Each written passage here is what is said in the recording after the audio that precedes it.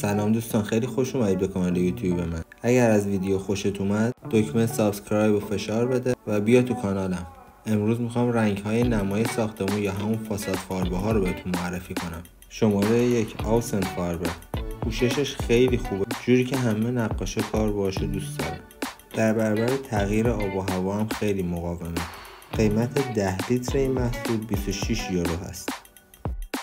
زیلیکون فاساد فاربه از نما محافظت ویژه‌ای میکنه به واسطه زیلیکونی که داره.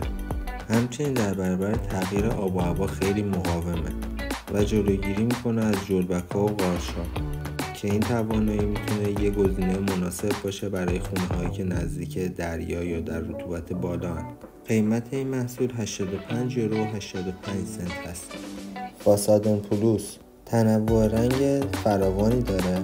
شرکت این محصول 10 سال در برابر تغییر آب و هوا تضمین میکنه. برای رنگ بیرون واقعا ایدئاله. این رنگ شامل سیلیکون تقویت شده است. پوششش هم خیلی عالیه. قیمت این محصول 97 یورو و 85 سنت، 12.5 لیتر. فاسادن وایس در برابر تغییر آب و هوا واقعا مقاومه. از زیلیکون توش استفاده شده. این رنگ برای مدت طولانی نو و پایدار میمونه. قیمت هر 10 لیتر این محصول 89 یورو و 95 سنته.